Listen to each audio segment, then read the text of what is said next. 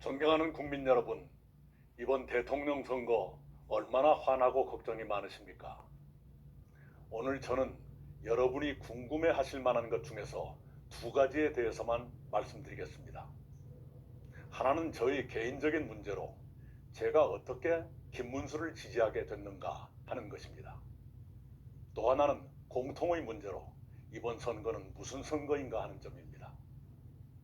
먼저 저 이낙연은 왜 김문수에게 표를 준다고 했는가? 저도 일주일 전까지도 김문수 지지를 상상하지 않았습니다. 김문수와 저는 같은 대학교의 입학 동기지만 단과대학이 달라 한 번도 만나지 못했습니다. 학교에서나 사회에서나 가는 길이 달랐고 중년이 돼서 정치판에 들어간 뒤에도 진영과 이념이 달랐습니다. 기본적으로 출신 지역이 영호남으로 갈렸고 주변도 달랐습니다. 이번에 저는 선거와 거리를 두고 조금 편히 지내고 싶었습니다. 저희 가족들도 제가 그러기를 바랐습니다. 만약 제가 김문수를 지지한다면 저희 고향 사람들과 옛 동지들은 화를 내실 것이 분명했습니다. 그런데 지난 주말에 저는 예상치 못한 경험을 했습니다. 저는 조용히 생각을 정리하려고 사흘쯤 서울을 떠나 있었습니다. 그때 저는 길을 걷다가 모르는 사람들과 마주치곤 했습니다. 놀랍게도 꽤 많은 분들이 저를 붙잡고 하소연하셨습니다. 이 나라가 어떻게 되는 겁니까? 이 총리께서 어떻게 좀 해보세요. 그런 하소연이었습니다. 저는 대한민국이 괴물 독재 국가로 추락하지 않도록 하는데 조금이라도 도움이 돼야겠다고 결심하게 됐습니다.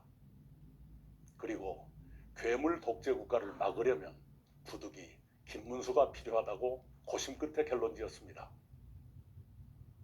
인간 김문수도 다시 살펴보게 됐습니다. 그는 저와 같은 날 같은 대학교에 입학했지만 졸업은 저보다 20년이나 늦었습니다. 그는 입학 직후부터 노동운동에 뛰어들어 학교에서 제적되고 감옥도 들락거렸습니다. 그는 중년에 김영삼 대통령의 발탁으로 정치에 입문해 국회의원을 3번, 도지사를 2번 했습니다. 그런데 지금도 봉천동 25평 아파트에 삽니다. 그에게는 제 마음에 들지 않는 것도 있습니다. 때로 극단적 인식을 드러내거나 광화문 목사님과 가까운 것이 제 마음에 걸렸습니다. 그럼에도 불구하고 그의 치열하고 청렴한 삶에 대해서는 같은 시대를 살아온 사람으로서 머리가 숙여졌습니다. 공직자로서 그는 늘 서민과 가깝다기보다 스스로 서민이었습니다. 도지사를 하면서 택시를 운전하는 등 삶의 현장에 밀착하며 일했습니다.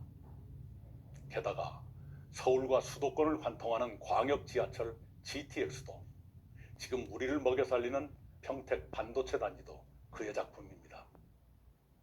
그의 그런 장점과 무엇보다도 괴물 독재 국가를 막아야겠다는 절박한 마음에서 저는 김문수에게 한 표를 찍기로 했습니다. 괴물 독재 출현이라는 국가 위기 앞에서 우리 모두는 진영과 이념과 지역의 차이를 뛰어넘어야 한다고 생각했습니다. 제가 편히 지내겠다는 마음도 버려야 했습니다. 그래서 제가 몇 차례 만남을 거절했던 김문수를 만났습니다. 그와 저는 국민 통합을 위한 공동정부를 구성해 운영하고 개헌을 매듭지어 3년 안에 제7공화국을 출범시키고 퇴진한다는데 합의했습니다. 다음, 이번 선거는 무슨 선거인가를 말씀드리겠습니다. 더불어민주당은 내란 심판의 선거라고 말합니다. 옳습니다. 윤석열 전 대통령의 시대착오적인 비상계엄 선포는 심판받아 마땅합니다. BTS의 노래가 빌보드 차트를 석권하고 영화 기생충이 아카데미상을 받은 대한민국이 한밤중에 비상계엄을 선포하는 나라로 추락한 것은 용서할 수 없는 일입니다. 민주당은 비상계엄을 신속히 해제하고 윤석열 전 대통령을 단기간에 파면하는 데 앞장섰습니다. 그런 민주당이 만약 법적 도덕적으로 시비할 것이 없는 후보를 내놓았더라면 이번 선거는 내란을 심판하고 국가 미래를 설계하는 아름다운 선거로 깔끔하게 진행됐을 것입니다. 그러나 민주당은 12개 범죄 혐의를 하나도 벗지 못한 사람을 후보로 내놓았습니다. 민주당은 그 후보의 사법 리스크를 없애기 위해서 검찰은 물론 사법부까지 파괴하려고 덤비게 됐습니다. 그 결과로 내란 심판이라는 원래의 선거 쟁점이 희석되고 괴물 독재 국가를 막자는 쪽으로 쟁점이 옮아가게 됐습니다. 괴물 독재 국가는 한 사람이 입법권에 이어 행정권과 사법권까지 장악하는 건국 이후 초유의 사태를 말합니다. 지금 양대 세력은 내란 심판이냐 독재 저지냐로 싸우고 있습니다. 내란 심판과 독재 저지는 모두 중요합니다. 그러나 내란 심판과 독재 저지는 두 가지 점에서 다릅니다. 첫째, 내란 심판은 이미 정리 단계지만 괴물 독재는 눈앞에 닥친 미래의 문제입니다. 비상계엄 선포와 관련해 윤석열 전 대통령과 부하들은 자리에서 쫓겨나 재판을 받고 있습니다. 정치적으로나 법적으로 정리되는 단계인 것입니다. 그런데도 민주당이 내란 세력 척결을 계속 말하는 것은 주로 그들 마음에 들지 않는 대법관과 판사를 비롯해 검찰, 경찰, 정치, 기업, 언론계 인사들을 겨냥한 것일지도 모르겠습니다. 비상계엄은 그렇게 정리 단계지만 괴물 독재 국가는 일주일 뒤면 현실이 될지도 모를 공포입니다. 그래서 더 두려운 것입니다. 두 번째 차이는 이것입니다. 비상계엄에는 견제 기능이 있었지만 괴물 독재 국가는 견제 기능이 마비됩니다. 비상계엄은 헌정 질서와 민주주의를 파괴한 폭거였습니다. 그러나 국회의 해제 결의라는 견제 기능이 작동했기 때문에 2시간 33분 만에 해제가 결의됐습니다. 윤석열 전 대통령에 대해서도 마찬가지입니다. 국회의 탄핵 소추라는 견제 기능이 작동해서 비상계엄 넉 달 만에 파면됐습니다. 그러나 괴물 독재 국가는 견제 기능이 마비 또는 위축됩니다. 한 사람이 모든 국가 권력을 손에 쥐기 때문입니다. 국회 다수 세력과 대통령이 같은 세력이면 국회가 나쁜 법을 의결해도 대통령이 거부권을 행사하지 않습니다.